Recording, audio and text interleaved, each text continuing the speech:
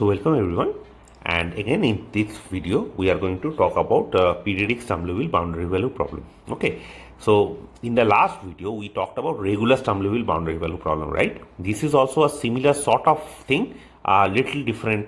Okay, and let me define the what I mean by this problem.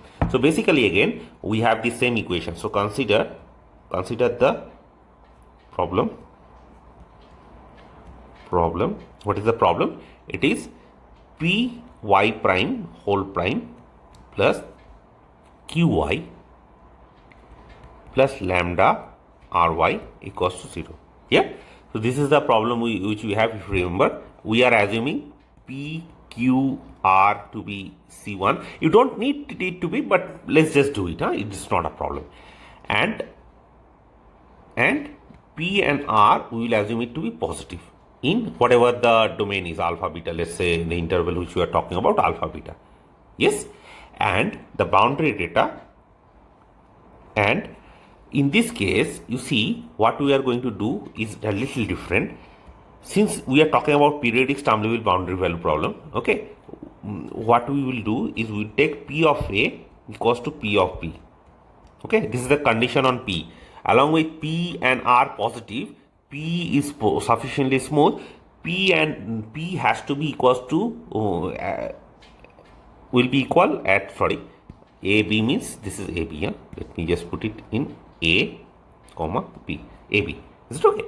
And what is the boundary condition? The boundary condition is given by this y at the point A equals to y at the point B. Y prime at the point A equals to y prime at the point B.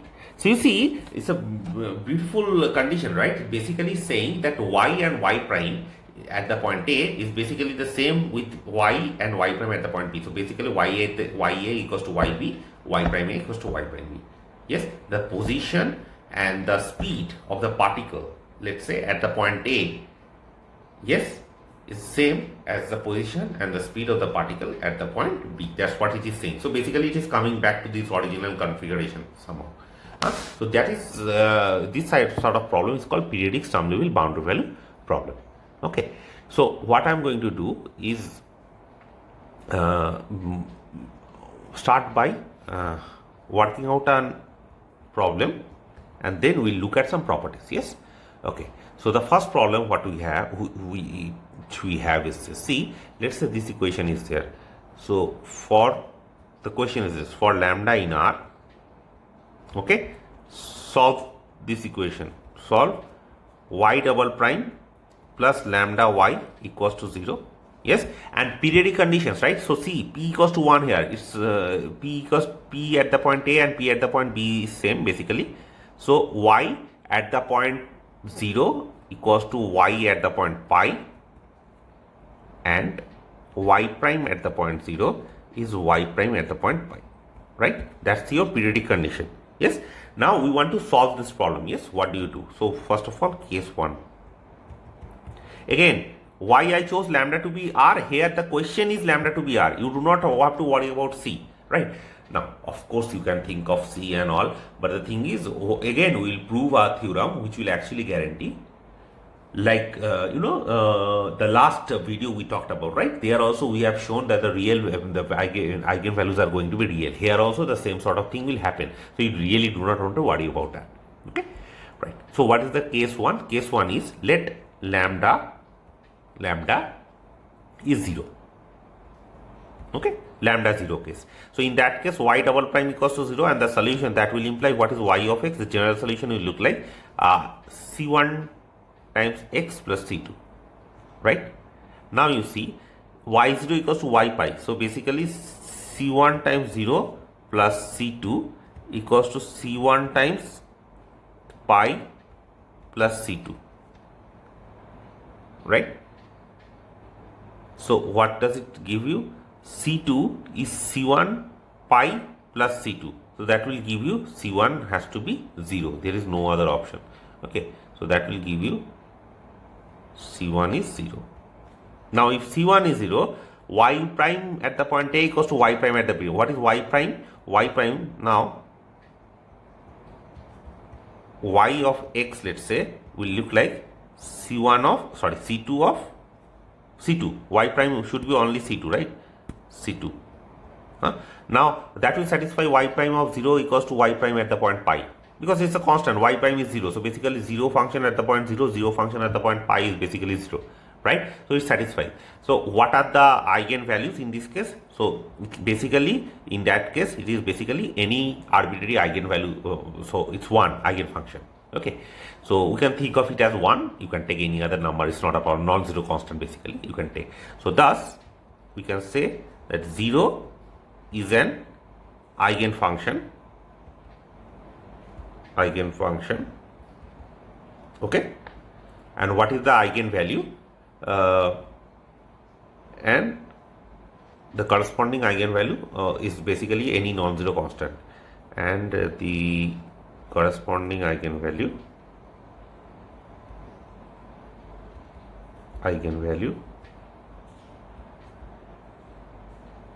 is any non-zero constant.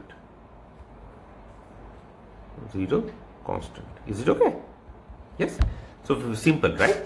Okay. Let's look at case 2. What is the case 2? Case 2 is let lambda is negative. Yes. So if lambda is negative, then lambda equals to minus mu square, we can write it, right? And mu is real and non-zero.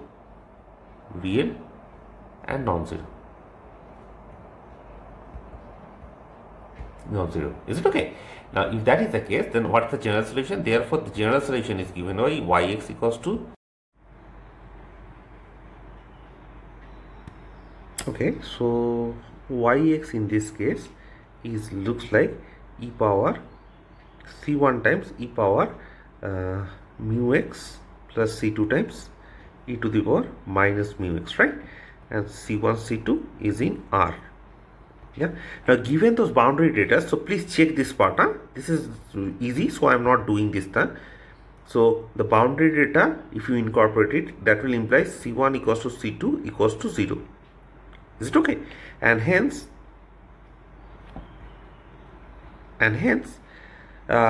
what do you have? Yes. So the only solution is a trivial solution in this case, yeah. And hence what happens is there are no negative eigenvalues. There are no negative eigenvalues. Is it okay? Right. Okay. So now let's look at this. What happens if it is there are positive eigenvalues? So case 3.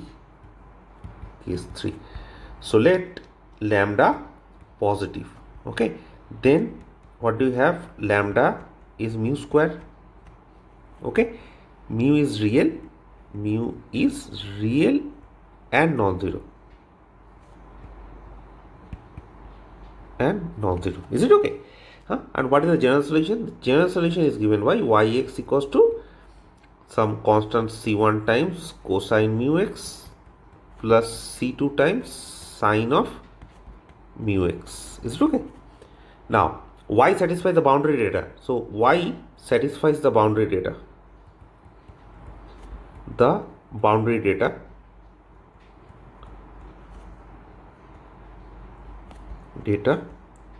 If and only if, when is it satisfies? Y0 equals to y pi. Okay. So y0 equals to y pi will give us a sine mu pi, okay, plus b 1 minus cosine mu pi is equals to 0, and we will also get a y prime 0 equals to y prime of pi. The rows will be reversed, okay. So a 1 minus cosine mu pi, okay, minus b sine mu pi is 0. These are the two which we are going to get, right? Now this system, let's call this system as 1. Now the system 1, okay, admits a non-trivial solution. I want it to admit non-trivial solution, otherwise there are no non-trivial solutions basically. Okay, sorry, what am I writing? What is AB? This is C1, C2, C2, C1. Yeah? So the system admits non-trivial solution. Non-trivial solution if the determinant, what is the determinant?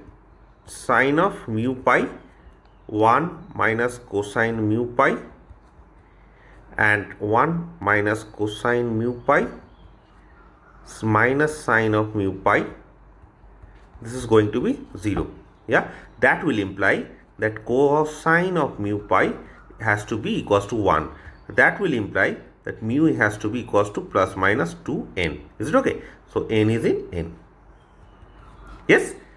So what is lambda? Therefore lambda has to be equals to 4n square. Yes. N is in n. N is in n. Yes. So what are the eigenvalues? The positive eigenvalues. Therefore the positive eigenvalues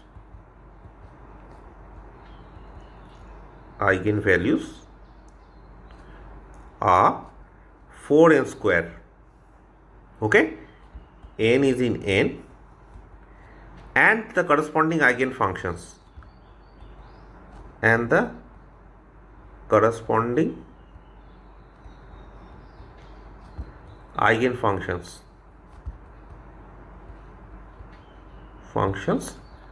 are let's say phi n of x is sine of 2nx and phi n of x is cosine of 2nx. Is it okay? Yes. See, the thing is, this has a non-trivial solution. Okay. So there is a non-trivial set C1, C2. Both are not simultaneously 0. That is okay. Such that this equation has there is a non-trivial solution. So basically, in that case, what is the solution? Either it is sine and cosine. Okay. So basically, if you put C1 to be 0, C2 to be 1. So you have sine, and then for C1 to be 1, C2 to be 0, you have cosine, right? So basically you have two linearly independent eigenfunctions for each eigenvalue. Yes. You see, the motivation behind giving you this particular how do I put it, example is the following. In this example, what we have seen is this: for let's say 4n square is an eigenvalue for some n, right? N whatever it is, 5, 10, whatever. Now you get two eigenfunctions, sine of 2nx and cosine of 2nx. And we know that sine of 2nx and cosine of 2nx, these two are linearly independent. Yes. So for each eigenfunction, you are going to get two linearly independent eigenvalue. That actually says that this eigenfunction. So that actually says that this basically that eigenfunction 4n square is not simple. Yes. But for a regular Sturm Liouville boundary problem, we have seen that these sort of eigenvalues are always real. Simple. Yes, simple. But in this case, it is not going to be simple. Yeah. So this is one major difference between regular and periodic Sturm Liouville boundary value problem. Let me make a small remark here. Yes. Remark. The eigenvalues of a periodic Sturm Liouville boundary value problem are not real. Sorry, what am I saying? They are not real, are not simple. They are real, huh? They are real, but they are not simple.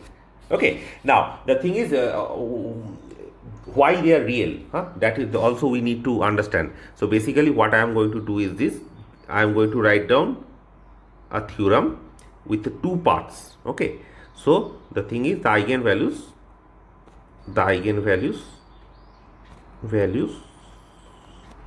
of star, this equation star, the original equation. What is the equation? Yeah. So this is, let's call this star. Okay. The eigenvalue star, if any are real. Okay. So basically they are not simple, but they are going to be real. Yes. What is the proof? you use the exact same sort of proof we did for regular Sturm Liouville boundary value problem. Only you remember, you just use that the boundary data is basically different. Use that fact, the boundary data is different, right? Use that boundary data and you show that they are going to be real. Exactly the same sort of proof works, just a little tweak is required. I hope you can do it yourself. So this whole theorem is for you to check. Okay, right? And the thing is, I proved another theorem, right? Okay, the second part, the second theorem. So what about that orthogonal thing? Yes, so that also holds here. So what is the theorem? The theorem says the eigenfunctions, okay, of a periodic Sturm Liouville boundary value problem, periodic Sturm Liouville boundary value problem, okay, corresponding to distinct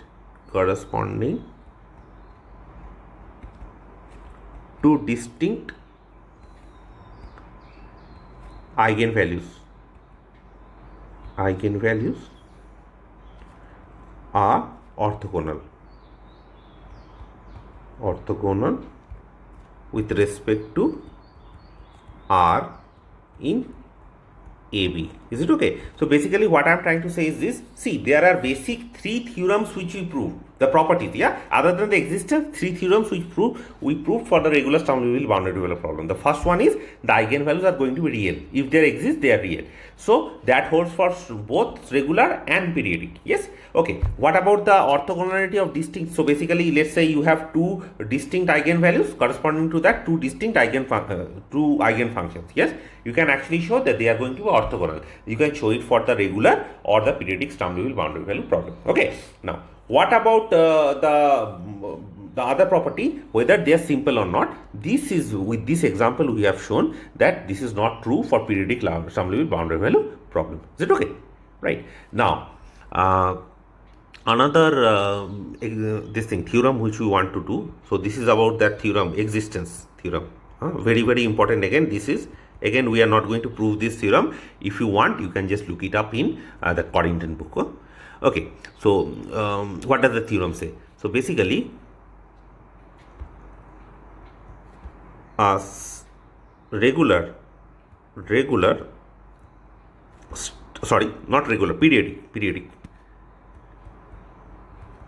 periodic Sturm Liouville boundary value problem, okay, has an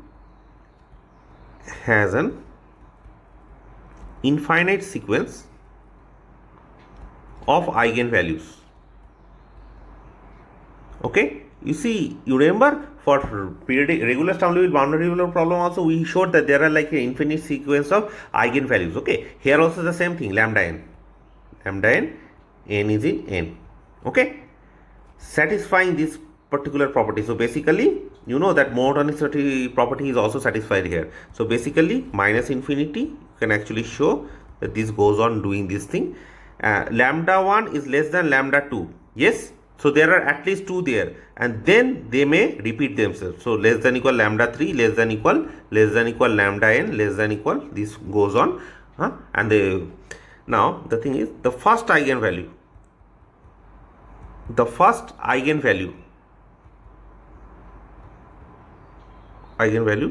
lambda 1 is simple.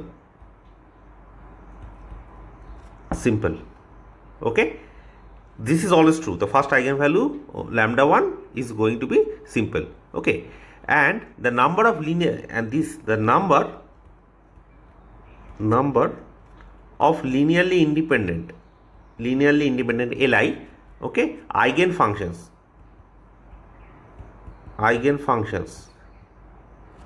corresponding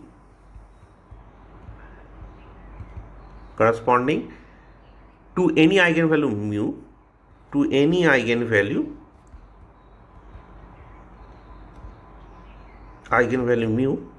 okay, is equals to the number, okay, of times mu is repeated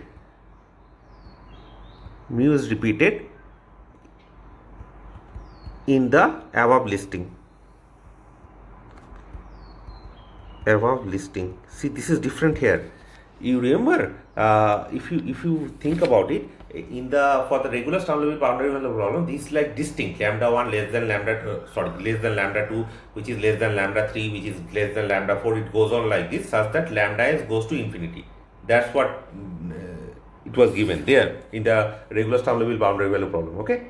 In this case, however, what happens is this, and what happens is lambda s goes to infinity also. You remember, lambda s goes to infinity. For the periodic Sturm Liouville boundary value problem, you don't say something like that. What you can say is, of course, there is a lambda 1, which is of course greater than minus infinity, and which is strictly less than lambda 2. That is there, that we know. But after lambda 2, it can be all the same. You know, everything is lambda 2, lambda 2, lambda 2. It will go on like this. Yeah. And if it happens, so basically you see, they may, they may recur itself. So lambda 2 can be twice, thrice, 5 times. Okay, that can happen. Okay, now the thing is, what you can say is this. Let's say mu is there. Yeah, mu is any one of them, lambda I something. Yeah, mu. And corresponding to that mu, let's say mu is actually repeated 10 times in this, scheme. Yeah, so mu is 10 times repeated. Then what happens is the number of eigenvalues, linearly independent eigenvalues corresponding to that mu will be 10. Is it okay? So basically they are going to be same. How many times it is repeated? Yes. So here also you see what is the eigenvalue. You see here the eigenvalue is 4n square. In this is a periodic Sturm Liouville boundary value problem, right? In this problem the eigenvalue is 4n square. Yeah. And this is repeated twice. So basically there are the eigenvalues are basically 2. So basically 4n square, right? Okay. So the thing is, how many linearly independent eigenvectors should be there corresponding to this 4n square eigenvalue? So it will be sine nx cosine nx. So basically it is 2. You see, it is, since it is this actually in the scheme, if you think about it, it is coming twice. So that is why there are like 2 linearly independent eigenvalues. It's okay.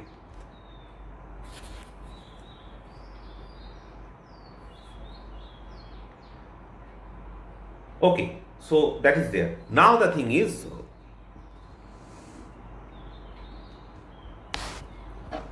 I will finish this particular video with a problem which I want you guys to do it yourself. Okay, so let's look at an exercise. This is for you to do it.